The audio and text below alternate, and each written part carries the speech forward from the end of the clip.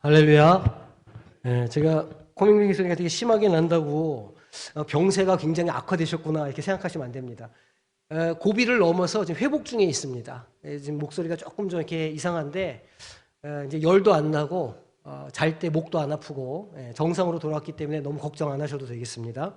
목소리만 조금 이상하다는 거 오늘 조금 좀 제 이 괴상한 목소리를 참아주시면 감사하겠습니다. 자, PPT 띄워주시고 제가 오늘 제 처한테 암송을 했냐 그러니까 지난주에 숙제 안 내줬다 이러더라고요. 제가 지난주에 숙제 안 내줬습니까? 한 목소리로 제가 숙제를 안 내주기는 했지만 숙제에 있는 줄은 알았죠. 그렇죠. 그래요.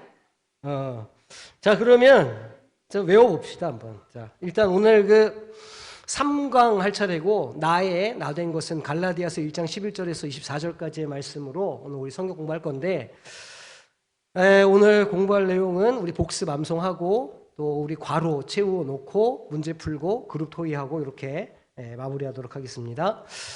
자, 우리 암송 해야죠. 자, 보지 말고 자, 시작.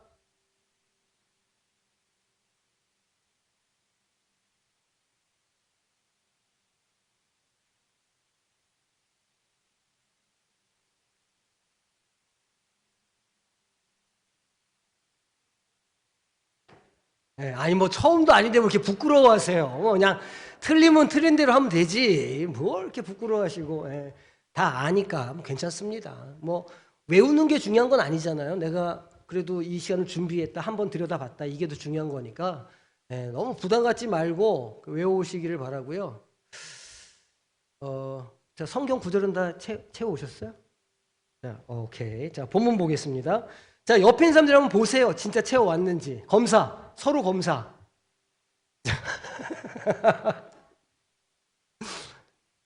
네, 다 채우신 줄 믿고. 자,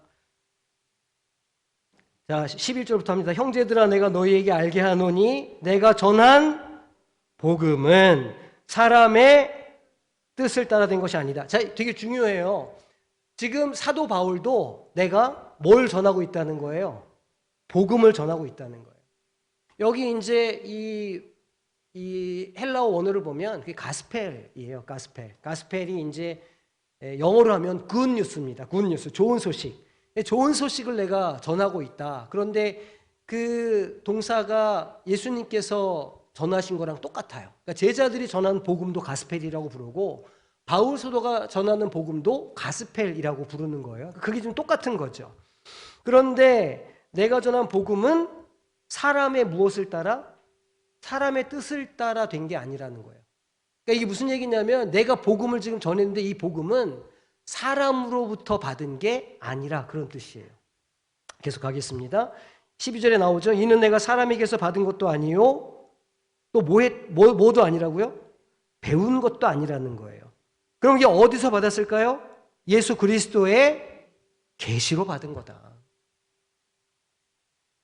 그러니까 이제 우리가 이 바울 사도로 우리가 인정해주고 역사적으로 그리고 오늘날에도 우리가 이 바울의 서신들을 가지고 바울 신학이라고 하는 신학의 장르를 하나를 만들었어요. 그러니까 사복음서에 나오는 예를 들어서 마태 신학, 마가 신학, 요한 신학 뭐 이런 식으로 이제 신학을 붙이는데 바울 신학도 있어요. 그런데 특별히 우리가 말하는 이신칭의라고 하는 우리 이 장로회가 가지고 있는 교리는 바울 신학의 뿌리를 내리고 있어요. 그러니까 바울 사도의 이 사도적인 권위가 우리에게도 너무너무 중요하죠. 만약 바울 사도의 사도적 권위가 이 초대교회의 많은 공격자들이 공격했던 것처럼 그게 사람으로 인한 것이고 제대로 된 것이 아니라고 그러면 오늘 우리가 가진 신앙도 그 정체성이 불분명해지는 것이기 때문에 그렇죠. 자, 13절에 내가 이전에 유대교에 있을 때 행한 일을 너희가 들었거니와 바울 사도가 옛날에는 철저한 유대교인이었어요. 그죠? 유대교인이었을 때 어떤 일을 했죠? 유대교인일 때 무슨 일을 했어요? 바울 사도가 사울이었을 때 그 예수 믿는 그 도를 따르는 자들을 잡아다가 쥐어 패고 못 믿게 하고 막 잡아다가 막 감금하고 이런 독하게 아주 유대교를 믿는 사람이었단 말이에요. 자기 말로도 그래요. 내가 되게 독하게 믿었다, 유대교를. 그런 사람이었다는 말이에요. 그래서 하나님의 교회를 심히 박해하던 사람이었다는 거예요, 자기가. 14절에도 보니까 내가 내 동족 중 여러 연갑자보다, 여기서 여러 연갑자라는 건 나랑 비슷한 또래들보다 내가 훨씬 더 유대교를 좀 심하게 믿었어, 그런 뜻이에요. 그러니까 내가 내 또래보다 심하게 믿었다는 건 자기와 같은 정도의 계급에 있는, 그러니까 유대교 내에서의 어떤 그런 직위가 있을 건데, 그런 나랑 비슷한 직위에 있는 사람들보다 내가 훨씬 더 유대교적으로 강력했다, 내가 독했다, 그런 의미예요. 그래서 내가 여러 연갑자보다 무엇을 지나치게 믿었다고요? 유대교를 지나치게 믿었다. 그래서 내 조상의 전통에 대해, 지금 어느 조상이라고 불러요? 내 조상에 대해서. 그러니까 그 유대교의 전통을 지켜온 수많은 유대교의 랍비딘의 이런 그 조상들이 당신들의 조상이 아니라 내 조상이기도 하다는 거예요. 나도 그 사람들 중에 한 명이었고, 나도 그 뿌리가 거기에 있다. 나도 너희와 다른 사람이 아니다. 그런 이야기예요. 15절에 그러나 내 어머니의 태로부터 나를 택정하신 그의 은혜로 나를 부르시니가. 하나님께서, 예수님께서 베드로에게 계시를 주셨는데, 그 계시를 주신 이유가 모태로부터 낳기 이전에 벌써 정하셨다는 거예요. 내가 너를 나의 일꾼으로 부른다. 내가 너를 나의 사람으로 택했다.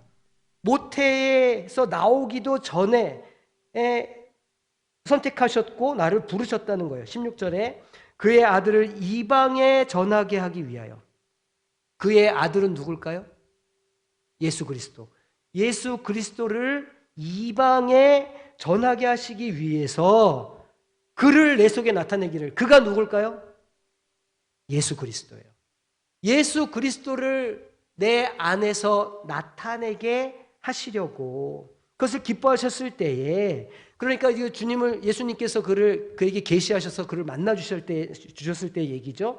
그때 내가 곧 혈육과 의논하지 않고, 혈육이라는 건 이렇게 인간 관계로 맺어진 사람들을 통칭하는 거예요. 자기 가족들뿐만이 아니라 이렇게 저렇게 가말리아 문화에 있던 사람이니까 스승도 여기 포함되겠죠. 이런저런 사람들과 의논하거나 내가 이렇게 계시를 받았는데 이 계시를 어떻게 해야 돼요? 이렇게 누군가가 물어보거나 토론한 게 아니라는 거예요. 17절에 또 나보다 먼저 사도된 자들을 만나려고 예루살렘으로 가지 아니하고 어디로 갔을까요? 아라비아로 갔어요. 좀 뜬금없는 장소죠. 아라비아는 뜬금없는 장소예요. 지금 보니까 내 그런 혈육들도 만나지 않고 내가 나보다 먼저 사도된 자들, 누구겠어요? 초대교회 지도자들이었어요. 12제자들. 그렇죠? 예수님 경험한 사람들을 내가 만나러 가지 않았다는 거예요. 그러니까 내가 받은 그 하나님의 계시를 내가 확인하기 위해서, 예를 들어서 이제 우리가 박사학위 같은 걸 한다 그러면 우리 이제 양금희 교수님도 오셨었는데, 제가 만약 박사를 하기 위해서 공부를 더 했으면 대학원을 가가지고 아마 양금희 저희 교수님 밑에서 공부를 했겠죠. 그리고 양금희 교수님의 지도하에 박사학위를 따게 되었을 거예요. 그러면 제 박사학위는 장신대 아래에 양금희 교수 아래에 있는 권위예요. 그러니까 제 권위는 양금희 교수님 위에 장신대라고 하는 권위에 이렇게 잇대어 있는 권위를 갖게 되는 거예요. 권위가 어디서 오냐면 나보다 더 큰 어떤 존재로부터 오는 것이거든요. 그러니까 바울 사도가 이게 내가 받은 복음이 맞아라는 걸 확인하려면 어떻게 했어야 되냐면, 가장 확실한 건 12사도한테 선을 대는 거였어요. 그렇잖아요. 12사도한테 딱 선을 대가지고 내가 이런 계시를 받았는데 내가 이거 계시 받은 거 내용이 맞는 것 같아요? 물어보고 맞아. 그러면 12사도들한테 그럼 나 좀 사람들 앞에서 공표해줘. 이 사람도 같은 사도야 라고 말해주게. 이게 사실은 순서죠. 권위를 가지려면. 근데 지금 바울은 어떻게 했냐면 내가 사도들을 만나러 안 갔다는 거예요. 내가 받은 계시를 확신하기 위해서 내가 예루살렘으로 가지 않았고 아라비아로 갔다. 아라비아는요, 성경에 잘 등장하지 않는 지명이에요. 그러니까 완전히 그런 영향력으로부터 자유로운 곳으로, 그런 영향력이 미치지 않는 곳으로 갔다는 거예요. 나중에 이제 그 초대 교부들의 글을 좀 보면 바울 사도가 아라비아에서 그 받은 계시를 자신의 신학으로 만들기 위해서 공부를 했다. 이런 이야기가 나와요.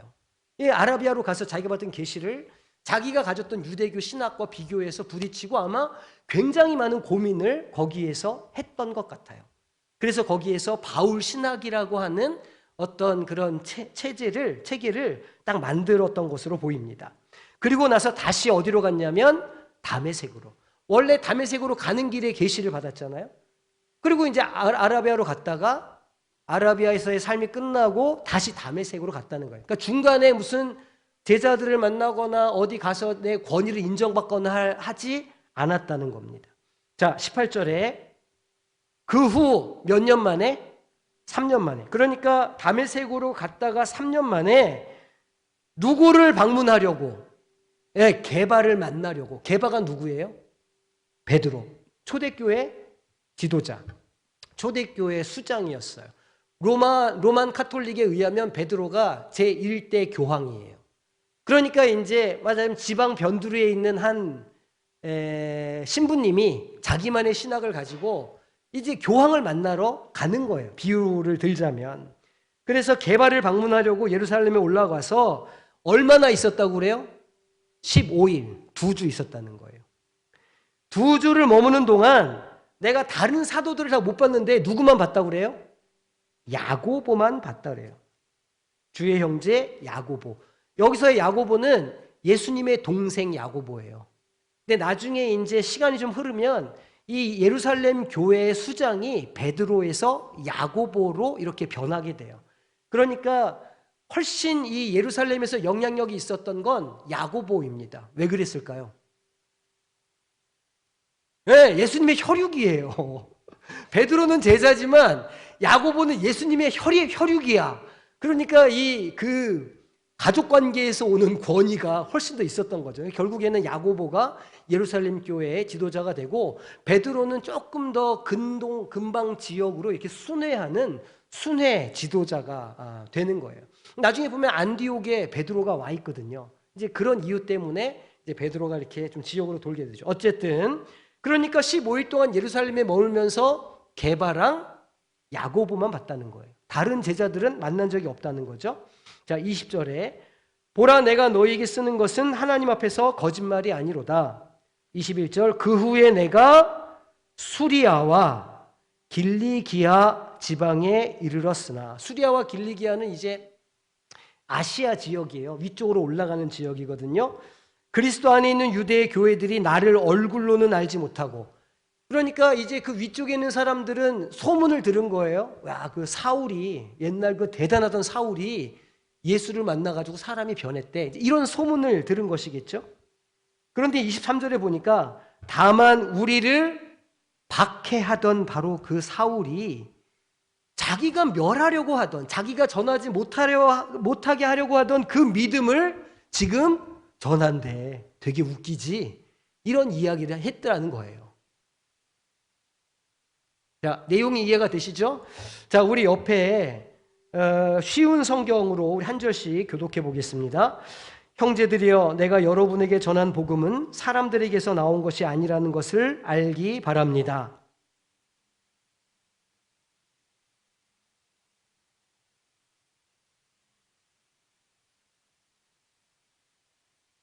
여러분은 내가 어떻게 살아왔는가를 들었을 것입니다. 나는 유대교에 속한 사람이었습니다.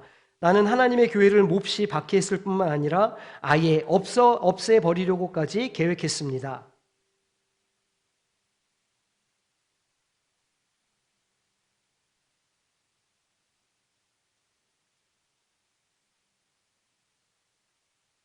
그러나 내가 태어나기 전부터 하나님께서는 나를 따로 세우셔서 은혜로 나를 부르셨습니다.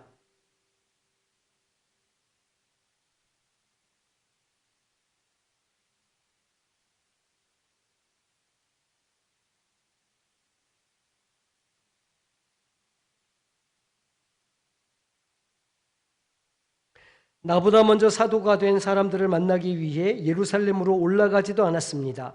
오히려 나는 곧바로 아라비아로 갔다가 다마스커스로 되돌아갔습니다.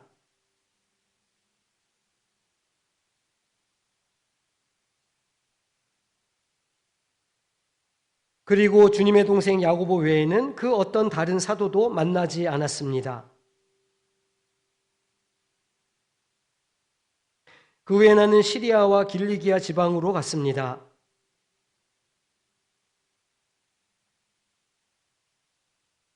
다만 나에 대해서 한때 우리를 박해했던 이 사람이 지금은 박해하던 그 믿음을 전하고 있다는 말만 들었을 뿐입니다. 그래서 이 성도들은 나로 인하여 하나님께 찬양했습니다. 아멘. 자, 오늘 본문 우리가 다 읽었습니다. 자, 그러면 우리 문제풀이 들어가도록 할게요. 이제 관찰하기 문제인데 첫 번째, 바울은 예수님을 만나기 전에 과거에 어떤 사람이었는가? 사람들은 바울을 어떻게 평가했는 거예요? 자, 13절에 보니까 교회의 무엇이라고 그래요? 교회의 박해자였다 말이에요. 잘 아시는 것처럼 박해했다는 것은 그 믿음을 전하지 못하도록, 믿음을 갖지 못하도록 핍박하고 제약하고 물리적인 어떤 물리적인 힘을 행사하는 것을 말하죠. 교회 가지 못하게 붙잡아 두고, 교회 갔다 오면 줘 패고, 예수란 이 말 바깥으로 나오면 잡아다가 감금하고, 이런 거가 이제 박해했다는 거예요. 그러니까 이 사울이었을 때에는 그 예수 믿는 사람들에게 이렇게 물리적인 해를 가하는 그런 폭력적인 사람이었다는 그런 말이에요. 자, 그리고 그가 무엇을 믿는 사람이었다고요? 14절에 유대교의 신봉자였다. 그죠?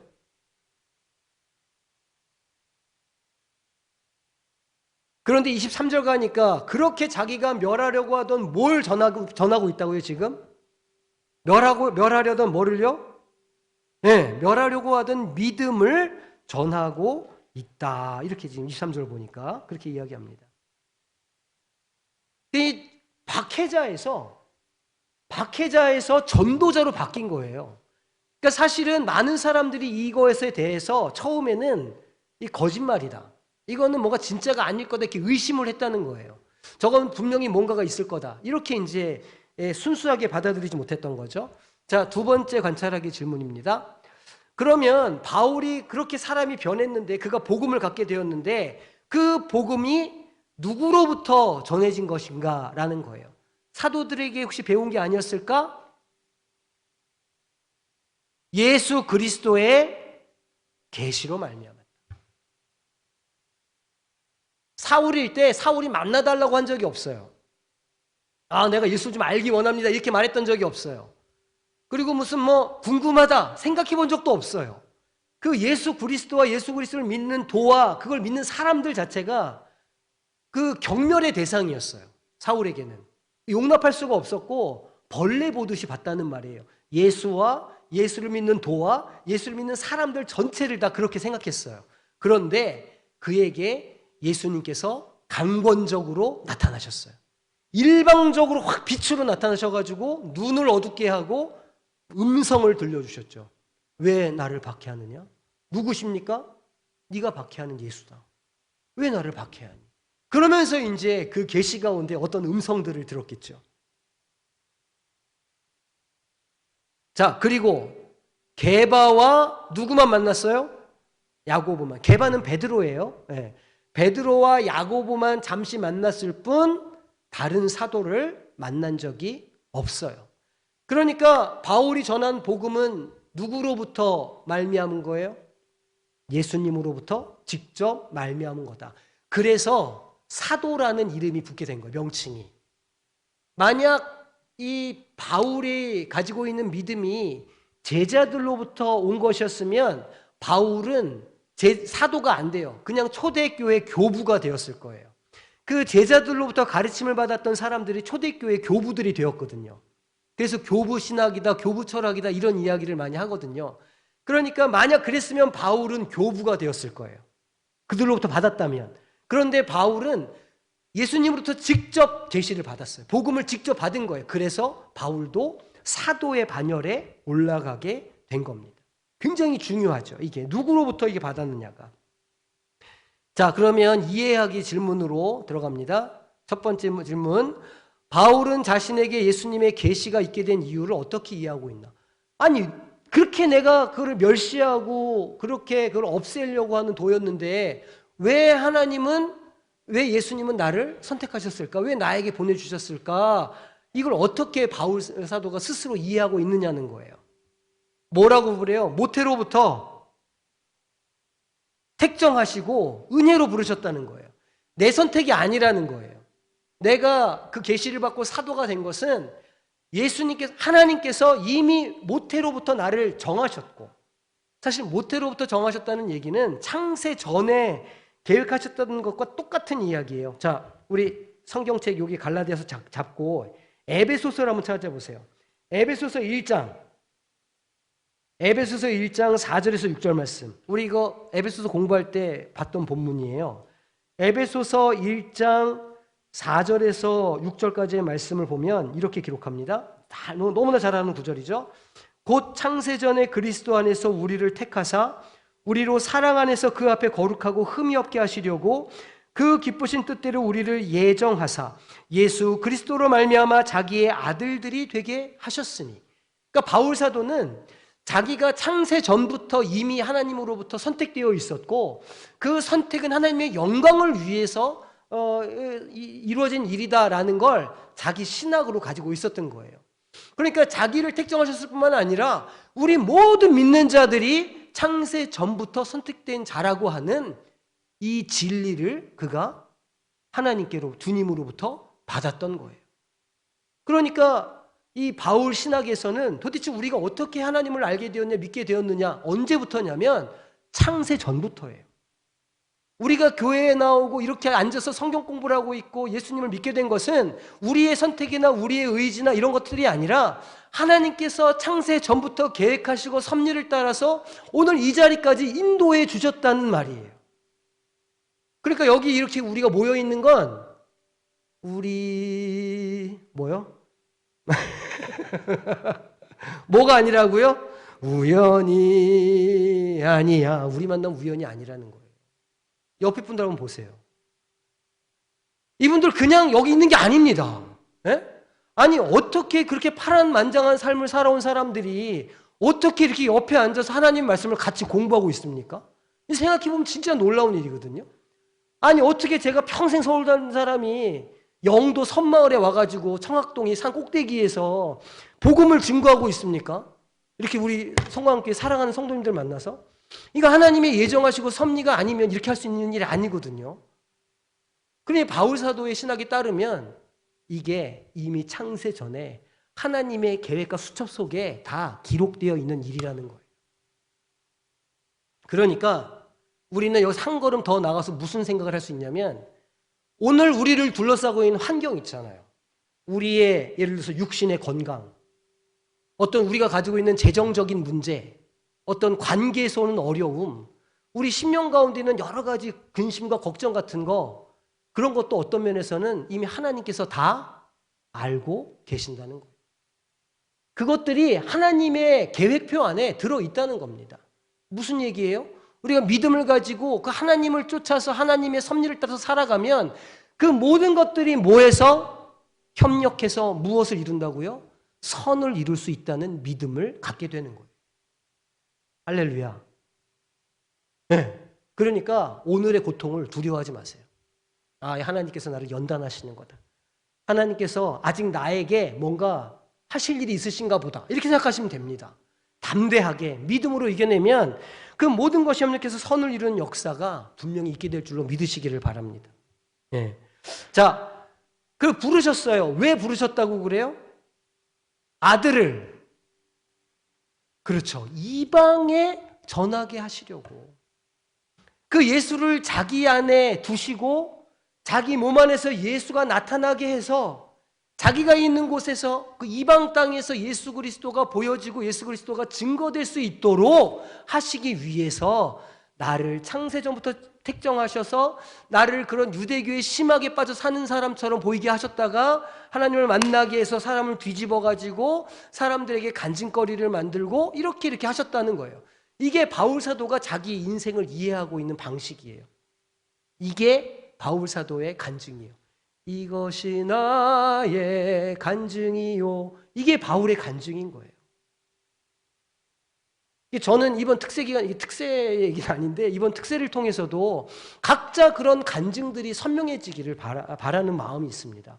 우리 성도님들의 각자의 삶에 이전서부터 오늘까지 또 앞으로도 이어가실 하나님의 이야기가 선명하게 보여져서 오늘 나의 이야기가 여기가 끝이 아니다. 하나님께서는 나를 통해서 더 재밌는 이야기를 써가기를 원하신다. 그 믿음을 딱 가지고 그 믿음을 가지고 살아갈 때 이 바울과 같이 멋진 간증을 하게 되는 역사가 있게 될 줄로 믿습니다. 네, 감사합니다. 자, 두 번째 질문 넘어갈게요. 자, 바울은 자신을 택정하시고 은혜로 부르셨다는 사실을 어떻게 확신하고 있을까요? 23절에 보니까 자기가 뭐였을 때 불렀다고 그래요? 네, 자기가 박해자였을 때 나를 불렀다. 자기가 무슨 예수를 믿기 위해서 애를 썼다거나 내가 기도원에 3박 4일 올라가가지고 내가 금식 기도했더니 나를 만나주셨다거나 시내산에 올라갔더니 40일간 막 하나님의 영광이 임해가지고 막 이렇게 권위를 주셨다거나 그렇게 하면 조금 좀 뭐랄까요? 이 이야기의 재미가 좀 떨어졌을 것 같아요. 근데 생각해보면 바울이 박해자였거든요. 완전 나쁜 인간이었단 말이에요. 이 그리스도인들이 보기에는 완전히 적그리스도였을 거예요. 뭐 잡아다 죽이지, 패지, 막 온갖 나쁜 짓은 다 하지, 막 이러니까 사람들이 사울을 무서워했다고요. 사울 온다, 막 이럴 정도로. 그랬던 그 순간에 자기를 불렀다는 거예요. 이런 죄인을 어떻게 불러주시지? 어떻게 이렇게 악한 인간을 불러주시지? 그렇게 곰곰이 생각해 보니, 이게 은혜로구나.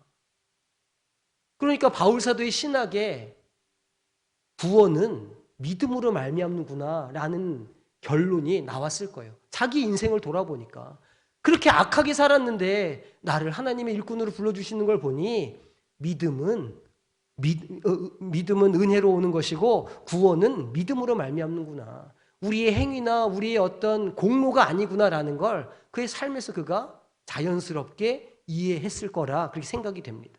그게 확신하게 되었던 거예요. 박해자였던 나를 불렀으니까. 자, 세 번째, 바울이 받은 복음이 그리스도의 계시로 말미암은 것이라고 지금 바울이 주장하고 있죠. 왜 그렇습니까? 누군가에게 뭐 한 게 아니에요? 배운 게 아니에요. 내 학위가 어디 학교 어느 교수님으로부터 일한 게 아닙니다. 이렇게 얘기하는 거예요.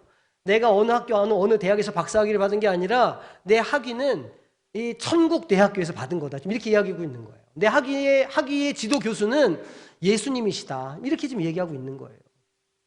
배운 게 아니다. 직접 받았다. 이 복음을 예수님으로부터는 직접 받았다. 문제는 왜 이런 이야기를 하는가예요. 왜 바울은 이렇게 자기의 그 사도직에 대해 사도성에 대해서 자신이 받은 복음에 대해서 이렇게 이게 하늘로부터 온 거야 라고 왜 계속 주장을 할까요? 예, 그렇죠. 위기감을 느낀 거예요. 뭔가 지금 큰일 났다. 뭔가 이거 그대로 두면 이거 안 된다. 막 공격을 해오는 거예요. 지금 이제 갈라디아 지역에 있는 교인들한테 한번 이렇게 복음을 1차 때 이렇게 갔다가 돌아왔는데 소문을 들어보니까 거기 어떤 교사들이 와가지고 이상한 소리를 한 거예요. 믿음으로도 구원받는 게 맞는데 할례는 받아야 돼. 그 믿음으로 구원받는 거 맞는데 안식일은 지켜야 돼. 그러니까 믿음으로 구원받는 거 맞는데 선행은 해야지. 그러니까 믿음으로 구원받는 거 맞는데 1년에 3번 예루살렘은 방문해야 돼. 99.99%의 복음은 복음이라고 그랬어요? 복음이 아니라고 그랬어요? 그건 복음이 아니라고 그랬어요. 99.999%라고 할지라도 0.001%의 무엇인가 율법이 들어가고 행위가 들어가면 그건 복음이 아닌 거예요. 그건 율법인 거예요. 0.0001%가 0.1% 되고 10%가 되고 50%가 되고 100%가 되는 거거든요. 안식일은 지켜야 돼. 그러다 보면 주일날은 이렇게 금식, 이 고난주간이 되면 금식은 하루 해야지. 이렇게 되는 거고, 이렇게 하면 성경 암송은 이런 거 좀 해 정도의 장로고 교인이라고 할 수 있어. 이렇게 되는 거고, 주일 성수를 해야지. 이렇게 되는 거예요. 이런 거는 지켜야 그리스도인이라 할 수 있어 라고 하는 우리만의 율법들을 줄줄이 만들어내게 되는 거죠. 99.999%의 복음은 복음이 아닌 거예요. 바울 사도가 이걸 알았어요. 이 위험성을 알았기 때문에 복음의 순수성과 순수함은 몇 프로요? 100%. 절대 타협해서는 안 돼요. 구원은 믿음으로 말미암는다. 내 어떤 행위로도 구원받을 수 없다. 구원은 오직 믿음으로만 받는다.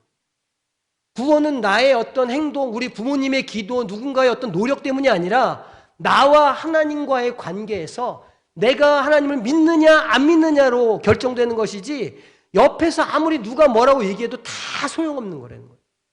믿음으로 말미암는다. 구원은. 이 순수성과 절대성을 지키기 위해서요. 그러니까 자기를 변호하고 있죠. 내 복음은 주님으로부터 직접 받은 거다. 나도 사도적인 권위가 있다. 이 복음이 진리다. 이거를 얘기를 해야만 했던 겁니다. 자, 그러면 우리 이제 적용하기 문제를 한번 들어가 보겠습니다. 첫 번째, 성령 충만이나 은사 체험, 구원의 확신 등 구원의 확신처럼 자기가 경험한 어떤 그런 신앙적인 체험이 있을 거예요. 우리가 보통 그런 경험들이 다 있거든요. 내가 어느 순간에 예수님을 나의 구주로 영접하고 내가 주님을 위해서 살겠다고 그 하나님을 경험하는 순간들이 대부분 있습니다. 모태신앙이 아니신 분들은, 중간에 예수를 믿게 되신 분들은 더 분명하게 이런 경험이 있고, 모태신앙이신 분들도 어느 순간에는 그 자기의 신앙으로 고백하는 그런 경험이나 때가 딱 있거든요. 그럼 생각해 보세요. 내가 언제 그런 경험을 했나? 나에게 있었던 신앙 경험은 언제인가? 바울 사도가 마치 담의 세계에서 예수님을 만난 것처럼 내가 경험한 예수님은 어떻게 나를 만나주셨는가 생각해 보시고 그 경험을 한 단어로 한번 표현해 보세요. 한 문장이나. 나의 체험은 땡땡땡땡이다. 왜냐하면 무엇 했기 때문이다. 이런 식으로 문장을 만들어 주시면 될 것 같아요. 한번 써보세요. 나의 신앙 경험은, 나의 신앙 체험은 땡땡땡이다.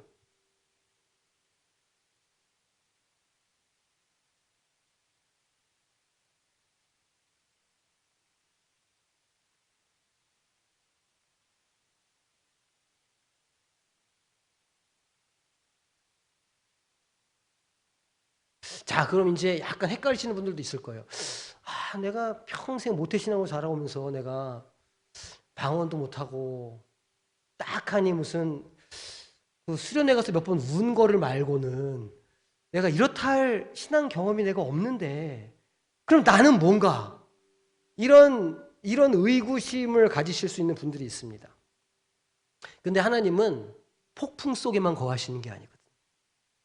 하나님은 세미한 음성으로 우리를 만나주시는 분인 거예요.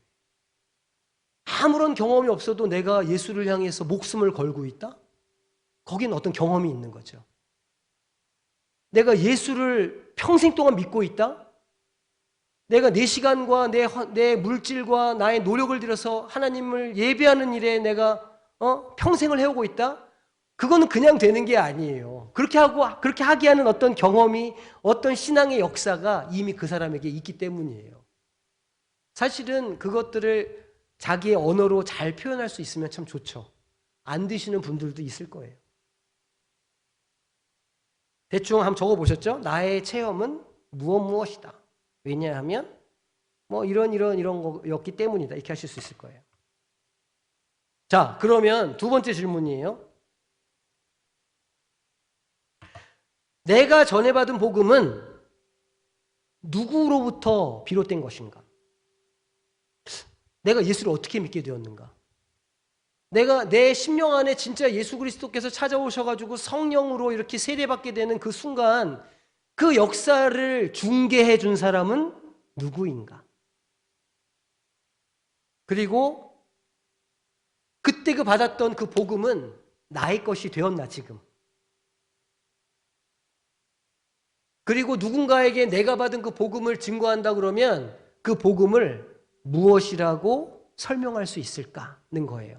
나는 땡땡땡으로부터 복음을 받았다. 아까 정의한 복음은 나의 것이다. 나는 이 복음을 이렇게 받은 복음은 나의 것이다. 나는 이 복음을 땡땡땡이라고 정의한다. 이 문장을 한번 완성해 보세요.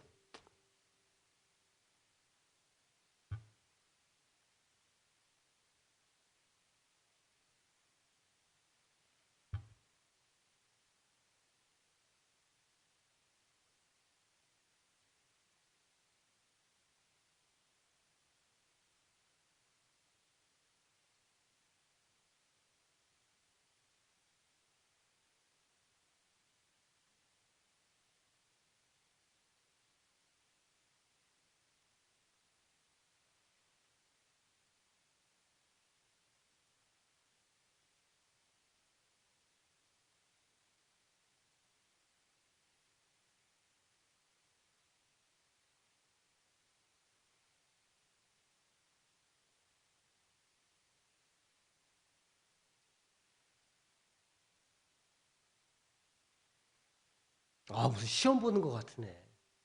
볼펜 굴리는 소리만 들립니다, 진짜로. 야.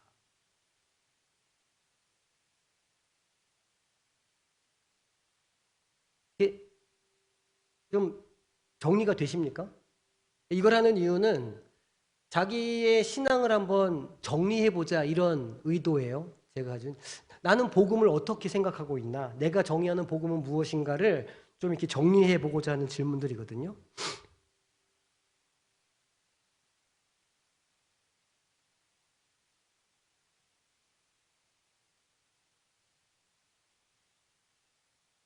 늘 말씀드리지만 답은 그렇게 중요하지 않습니다. 이런 고민을 한다는 게 중요한 거예요. 이런 고민을 내가 하고 있다, 이것이 중요합니다. 내가 지금 신앙에 생각을 하고 있다. 이게 중요해요. 네. 이런 훈련이 또 필요하고. 자, 넘어갑니다. 3번 질문.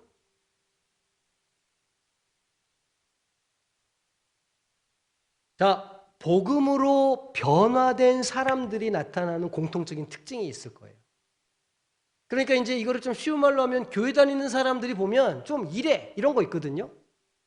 변화된 사람, 교회를 다녀도 변화되지 않는 사람들도 있어요.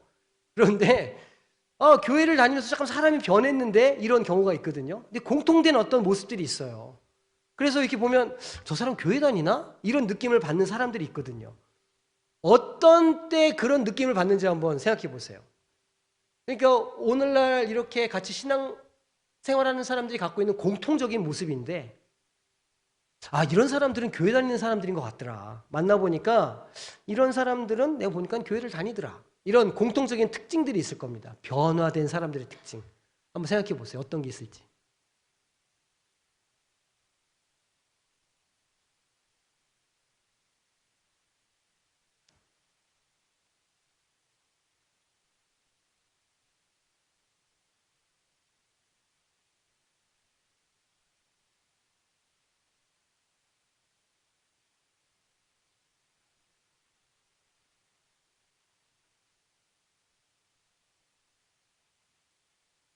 저는 그런 것 같아요. 대략적으로 보면 이 교회 다니는 사람들이 약간 좀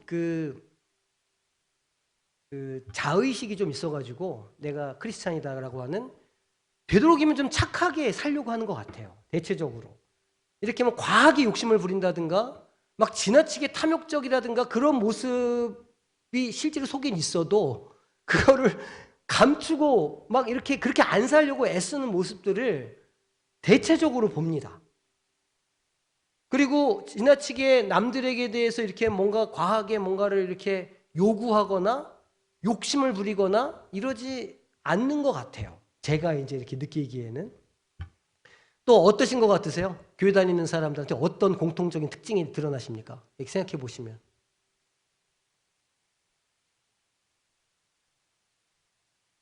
공통점을 발견하지 못했나요? 아무것도? 다 돌아가면서 다 해봐야 되는데 사람이 너무 많아서 다 해볼 수가 없어. 뭐 한 두세 분만 얘기해 보시죠. 어딘가 착해 보인다. 그렇죠. 그런 거 있어요. 뭔가 어딘가 어리숙해 보이고 어딘가 착해 보여. 물론 그러다가 이제 안 착한 사람을 만나면 좀 깜짝 놀래죠. 근데 대략적으로는 뭔가 좀 착해 보인다. 이런 특징들이 있습니다. 맞습니다. 또, 이제 편하게 얘기하세요.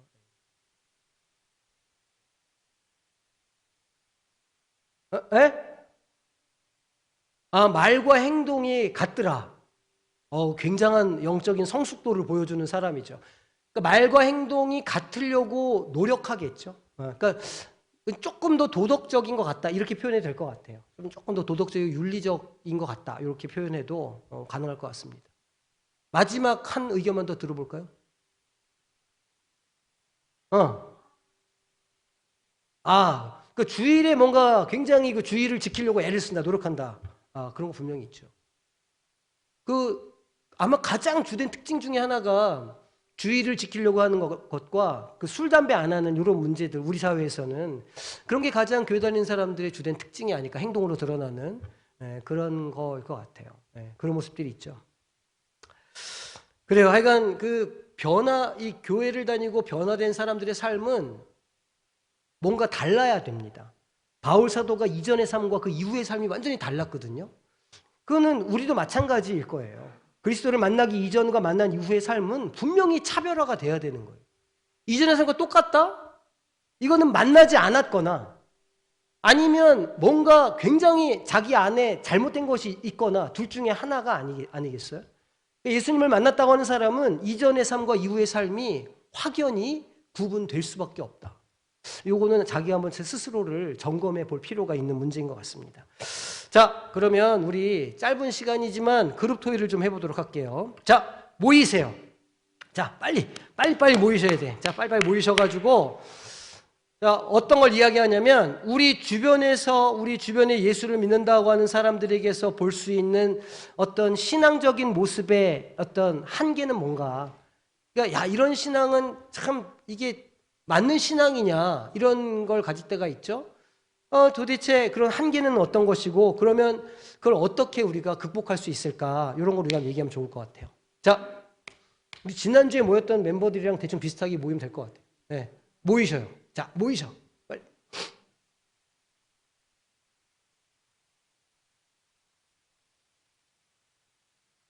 시간을 길게 못 드립니다. 7분 드릴게요. 7분 길다. 6분. 자, 같은 교우들이나 가족들이나 같은 예수 믿는 사람들 사이에서 보일 수 있는 어떤 신앙적인 잘못된 모습, 한계 같은 게 뭘까 얘기해 보시고 우리가 어떻게 그것을 뛰어넘어서 성장할 수 있을까? 이 두 가지 질문이에요.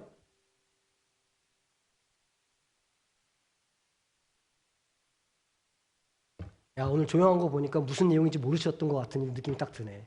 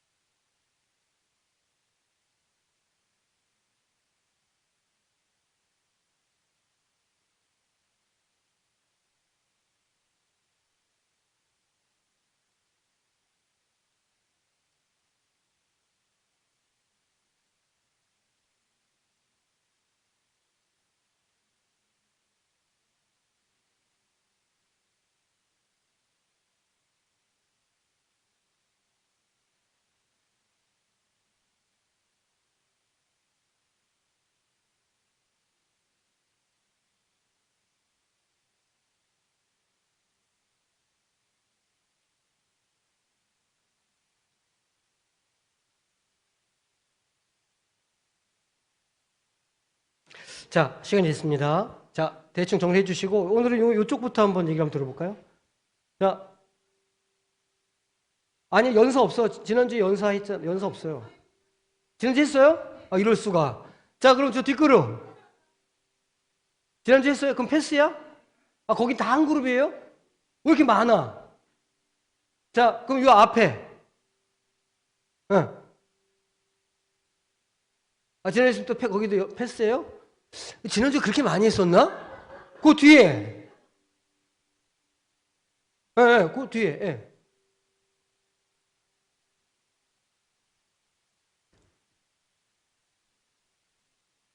그래,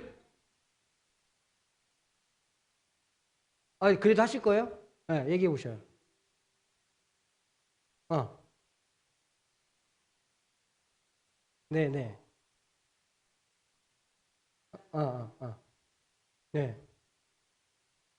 음, 음, 음, 음, 아, 어? 그건 한계를 극복하는 거 아닙니까? 아, 그건 한계를 뛰어넘는 것이고, 그러니까 우리의 믿음의 한계가 이제 그런 몸이 아프거나 이런 환경이 안 될 때 그런 마음들이 있는 게 그게 한계다 그런 이야기죠. 하지만 그 한계를 우리는 뛰어넘는다. 뭐 이런 얘기네. 잘하셨어요. 자,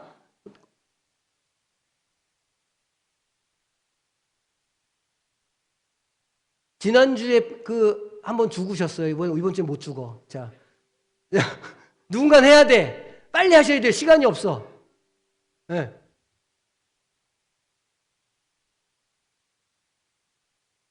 네, 그러십시오.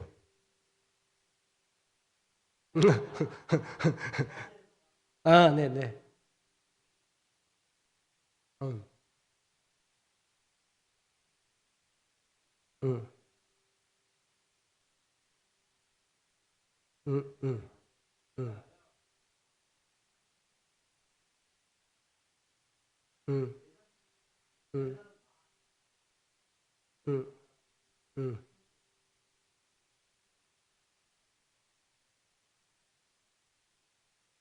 불공하는 거랑.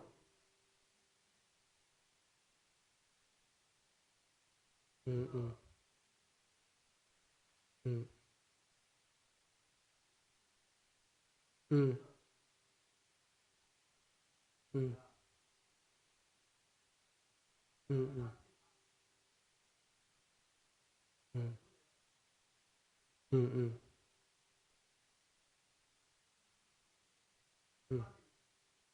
음, 음, 음, 음, 음, 음, 음,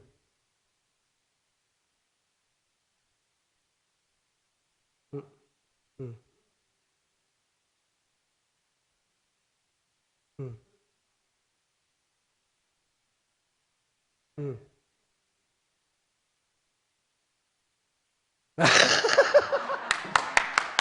최고! 어, 오, 어, 어, 어, 어.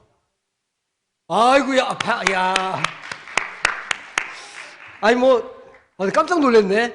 아, 시퀀스가 되게 좋았어요. 되게 좋았고 그래요. 뭐 꼭 이게 성경 그러니까 이제 성경 아카데미로 대표할 수 있는 말씀을 묵상하고 공부하고 그 말씀의 깊이를 깨닫고자 하는 노력이 필요하다 그런 이야기죠. 맞는 이야기입니다. 그러니까 하나님께서 우리에게 주신 말씀을 얼마나 잘 이해하고 그 말씀의 진리를 얼마나 깊이 있게 깨닫느냐가 한계를 뛰어넘을 수 있는 힘이 되고 능력이 되겠죠. 자, 자원하실 분들 또 우리도 이런 얘기가 나왔다. 없으십니까? 시간이 지나가서 다 할 수가 없어. 딱 한 팀에게만 영광을 드릴게요.